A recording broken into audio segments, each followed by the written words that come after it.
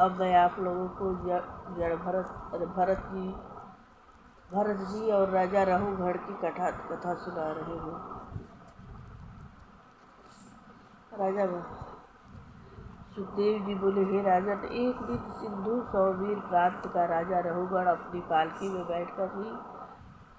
बैठकर कहीं जा रहे थे। उनका एक कहार थक गया। उस पालकी के जमींदार ने जड़ भरत को बैठा देखकर उन्हें पालकी में लगा दिया। वह भी बोला, तुम बड़े हट्ठे कट्ठे इसी कार्य के योग्य हो। जड़ भरत चुपचाप बिना कुछ बोले कहे सुने पालकी के नीचे लग गए, किंतु वे चींटी आदि जीव हत्या के भय से बचकर चलते थे, जिसके कारण पालकी ऊंची नीची हो जाती।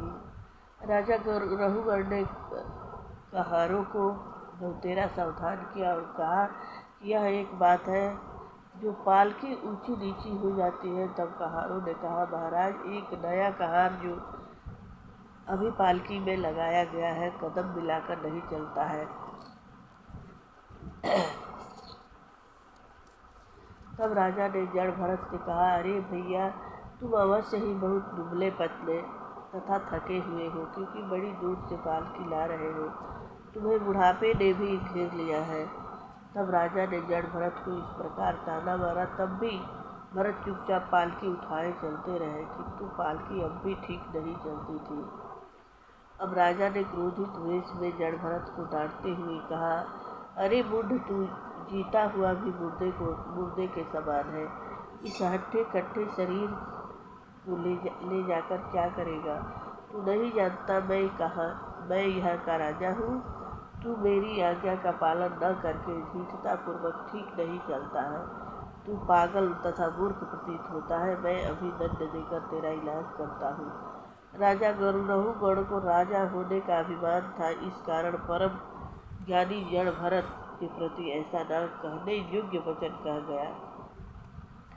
उसे उनके ज्ञान का इसी प्रकार पता नहीं था जैसे राख से ढकी अग्नि का पता नहीं चलता है। जड़ भरत मुस्कुराए तथा बोले, हे राजन, तुम्हारा वचन सत्य है। मैं कोई बुरा नहीं मानता हूँ, क्योंकि भार ढोने का कार्य तो यह शरीर ही करता है। यदि मार्ग चलते हैं तो ये मेरे पैर ही चलते हैं। यह जो कुछ भी आप कह रहे हैं वह इस शरीर के प्रति ही कह रहे हैं। मोटा दुबला पतलापन जो कुछ भी है वह इस स्थूल शरीर का ही है। वह तो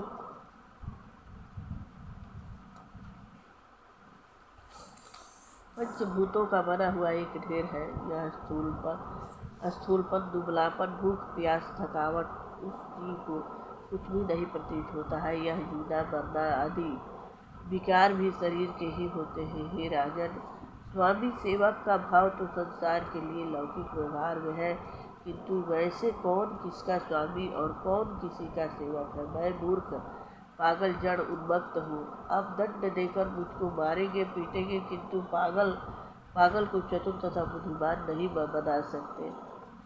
सुखदेव जी बोले, राजन, जब जड़ भरत के ऐसे सारे युक्त वचन उस राजा रहुगढ़ ने सुने तो वह शीघ्र ही पालकी से नीचे उतर आया और उनके चरणों में सिर रखकर बोला, हे देव, आप इस अवधूत वेश में कौन है? क्या कपिल मुनि है अथवा दत्तात्रेय है? मैं आपका बड़ा अपराध किया है। आपके शरीर पर यज्ञोपवीत भी है। आप ब्रह्मकुल में उत्पन्न प्रतीत होते हैं। हे द्विजवर, मैंने ब्राह्मण से अपनी पालकी उठवाकर घोर पाप किया है।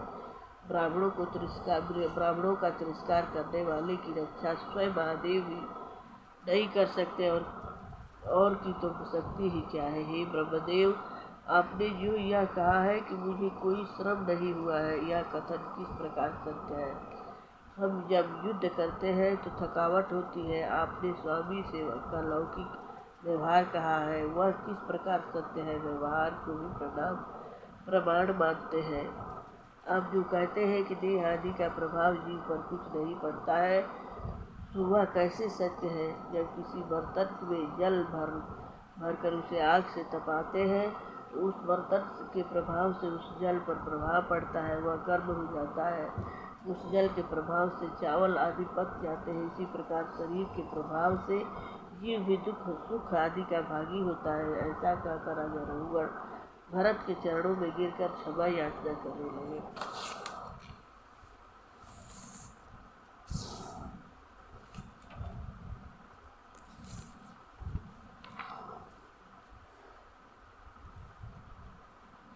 राजा रघुगण को जड़ भरत का उपदेश करना। राजा रघुगण को जड़ भरत ने कहा, हे राजन, तुम ज्ञानी न होते हुए भी पंडितों की सी बातें करते हो। तुमने अनेकों तर्क वितर्क किए हैं, उनसे मैं तुम्हें ज्ञानी नहीं कह सकता। तत्वज्ञानी पुरुष लौकिक व्यवहार से बनाने हुए नियमों को नहीं मानते। तुम यदि शास्त्रों से तत्व का निर्णय करना चाहो तो भी नहीं।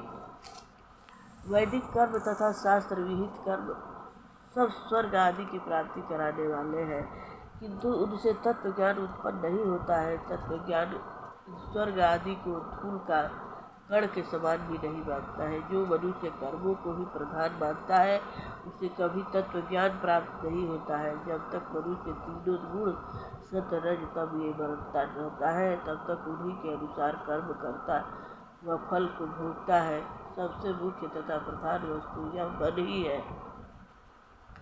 यही मायामय मन सारे जगत को बंदर की भांति नचाता है। यही जीव से मिलकर उसे अभिमान के वशीभूत करता है तथा सुख दुख आदि की प्राप्ति का कारण बनता है।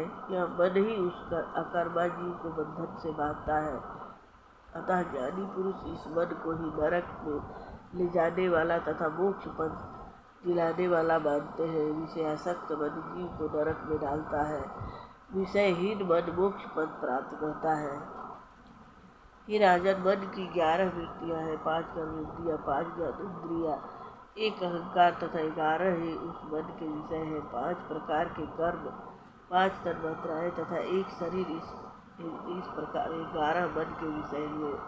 मैं मेरेपन को ही अहंकार कहते हैं। ये मन ही वृत्तियाँ, स्वभाव, कर्म तथा काल के अनुसार असंख्यों प्रकार की बन जाती है।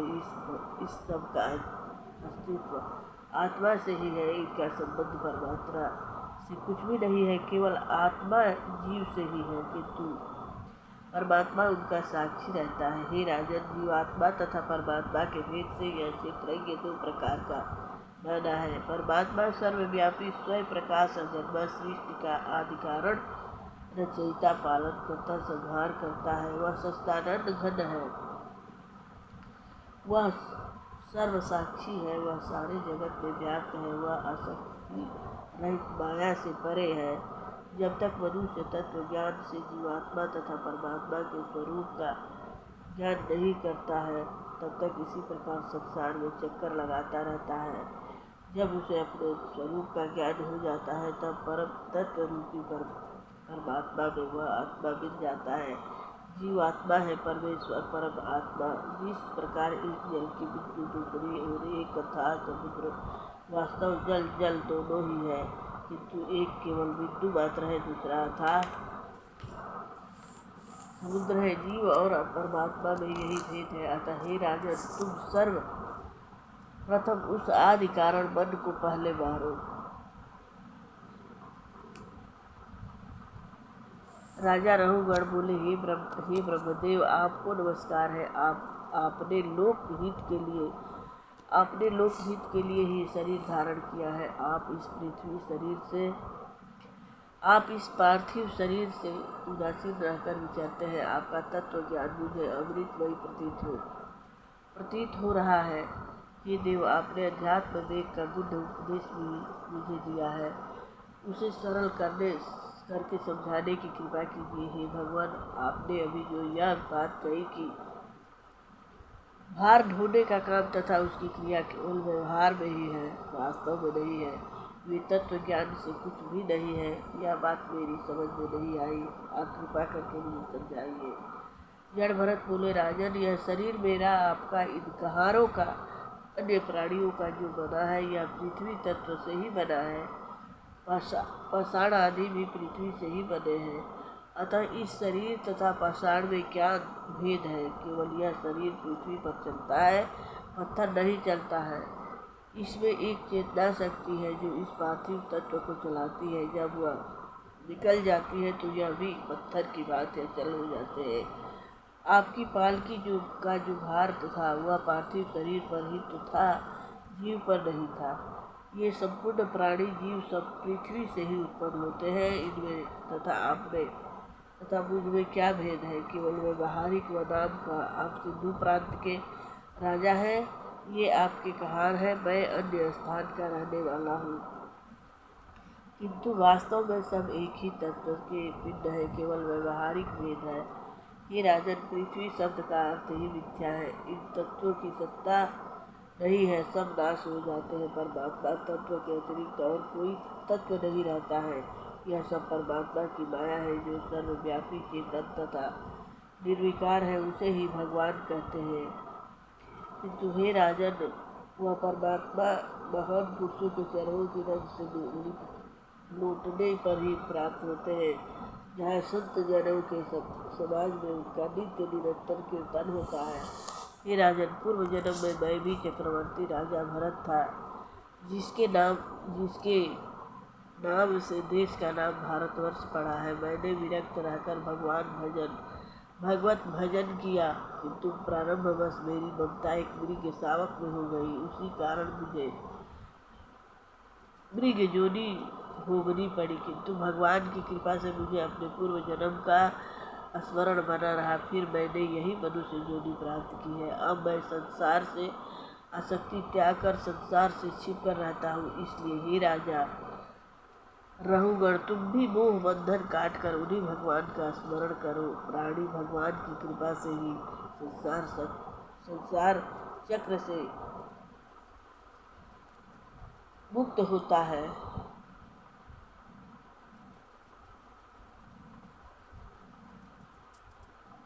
भवाटवी के अर्थ को भरत कही समझाई, नृपति रहुगण भ्रम सभी तक्षण रह गए मिलाए।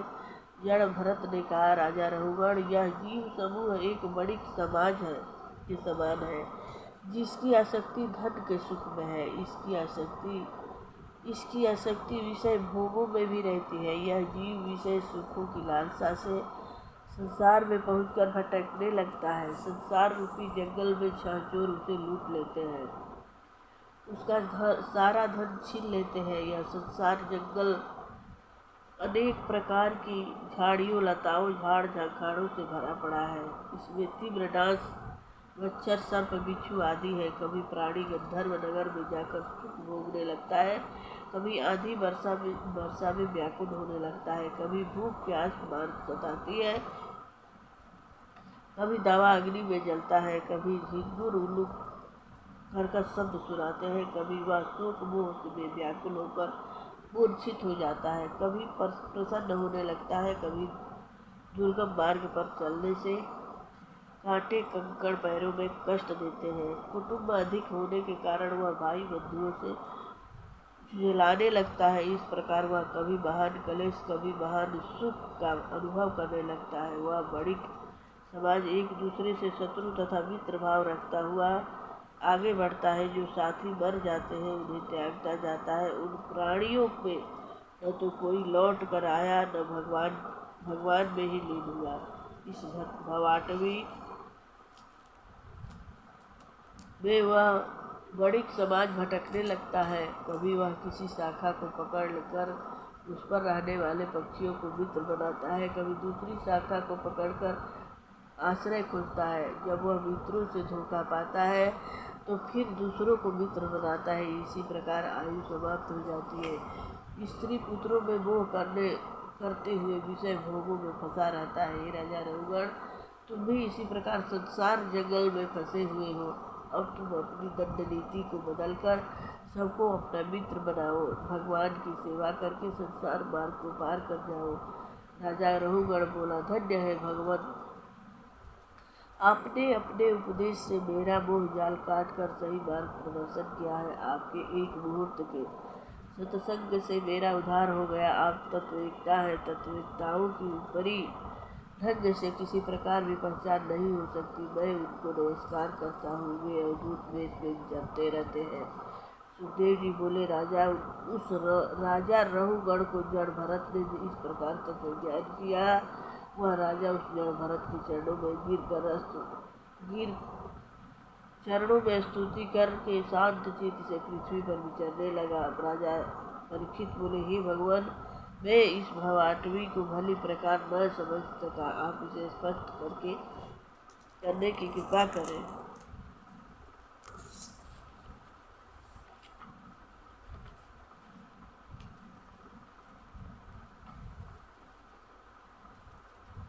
भवाटवी का स्पष्टीकरण। सुखदेव जी बोले, हे राजन, सत्वर तब इन 3 गुणों से शुभ अशुभ तथा मिश्रित ये 3 प्रकार के कर्म होते हैं। इन्हीं कर्मों के अनुसार देह अभिमानी जीवों को संयोग वियोग दुख सुख आदि प्राप्त होता है। उनके भोगने के स्थान को संसार कहते हैं। मन आदि 6 इंद्रियां इनके द्वार है। ये जीव बंजारों की बात भगवान का आश्रय छोड़कर इस दुर्गम संसार मन में भटकते फिरते हैं। मन सहित 6 इंद्रियां चोरों के समान है। ये उनके कर्मों को चुरा लेती है तथा उन्हें भोगती है। संसार मन में कुटुंबी स्त्री पुत्र आदि भेड़िए तथा गिद्धड़ों के समान है। ये स्वार्थी तथा अर्थ लोलुपी उसके संपूर्ण धन को छीन लेते हैं। यह गृहस्थ आश्रम कर्मभूमि है। इससे आसक्ति व्यक्ति के प्राणों को नीच पुरुष डांस तथा मच्छरों के समान लूटते तथा खाते हैं। कभी यह प्राणी असत्य वस्तुओं में आनंद तथा अनुभव करने लगता है और उनकी ओर दौड़ धूप करने लगता है। यही उनके लिए गंधर्व नगर है। कभी स्त्री में आसक्त होकर कबंधा सा हो जाता है और सत्पुरुषों की मर्यादा को त्याग देता है। उसकी आंखों में रजोगुण की धूल भर जाती है। मिथ्या विषयों में आनंद मानने लगता है। जब उसके पूर्व जन्म की पूर्व पुण्य क्षीण हो जाते हैं तब वह प्राणी मुर्दे के समान हो जाता है। वह दुख देने वाले पाखंडों में फंस जाता है। उसको अपने कुटुंबियों से जब खाने को नहीं मिलता है तब दूसरों के प्रति हिंसा भाव उत्पन्न करता है। पेट की असहाय ज्वाला से अपने कुटुंबियों को भी फाड़ खाने को दौड़ता है। कभी विषय सुखों में आसक्त होकर पराई स्त्री तथा पराये धन को लुक छिप कर उड़ाने की चेष्टा करता है तथा राजा के दंडे से मारा जाता है। वह बेईमानी चोरी करता है, दूसरों से शत्रुता रखता है। उस प्राणी के उपरोक्त विदोष के अतिरिक्त सुख दुख अभिमान प्रमाद राग द्वेष भय सुख उन्माद मद मत्सर ईर्ष्या जन्म मरण मृत्यु आदि अनेक विद्या है। काल चक्र सदा ही सजग रहकर सबको ग्रसित करता है। वह प्राणी ही काल चक्र के अनुसार एक शरीर को त्याग कर दूसरे शरीर में जन्म लेता है। उसे योग वियोग का दुख सहना पड़ता है। जब तक प्राणी भगवान का आश्रय नहीं लेता है तब तक वह इसी प्रकार का संसार मन में भटकता हुआ दुख सहता रहता है। ये राजन, यही भवाटवी का तात्पर्य है। अब तुमको भरत जी का महात्म्य सुनाता हूँ। जिस राजा भरत ने अपने राज्य स्त्री पुत्र मित्र आदि त्याग कर भगवान में आसक्ति की थी, उनके समान अन्य कोई राजा नहीं हो सकता। जब उन्होंने अपना मृग शरीर त्यागा था उस समय उच्च स्वर से कहा था, धर्म की रक्षा करने वाले, धर्म अनुष्ठान मेरे चतुर, सांख्य योग के प्रकट करने वाले, प्रकृति पुरुष महामूर्ति घट के वासी भगवान विष्णु को मेरा नमस्कार है। ऐसे अनुपम भक्त के समान और कौन हो सकता है। जो मनुष्य राजा भरत के पवित्र चरित्र को सुनता तथा कहता है, उसकी आयु धन यश वृद्धि होती है और अंत में मोक्ष को प्राप्त करता है। प्रेम से बोलिए मंगलमय भगवान की जय हो। जय जय मायापति की जय हो। भक्ति बता की जय हो। ज्ञान वैराग्य भगवान की।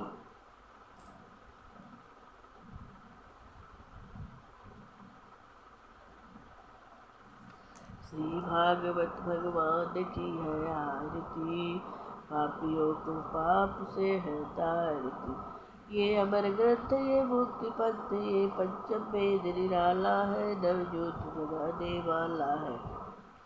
और नाम यही हरियाण ही, जग की मंगल की आरती, जग के मंगल की आरती। पापियों को पाप से है तारती, ये शांत गीत पावन पुनीत, पापों को मिटाने वाला है। हरि दर्श कराने वाला है, ये सुख करनी ये दुख हरनी, श्री मधुसूदन की आरती। ये मधुर बोल मम भक्त खोल, सन्मार्ग बताने वाला है, बिगड़ी को बनाने वाला है। श्री राम यही घनश्याम यही प्रभु की महिमा की आरती, हरि की महिमा की आरती। पापियों को पाप से है तारती। श्री बोलिए भागवत भगवत की जय, मंगलमय भगवान की जय हो। सर्वदेव सर्वदेवी सर्ववेद ग्रंथ की जय हो। जय कुल देवता ग्राम देवता स्थान देवता की जय, दर्शन की जय हो।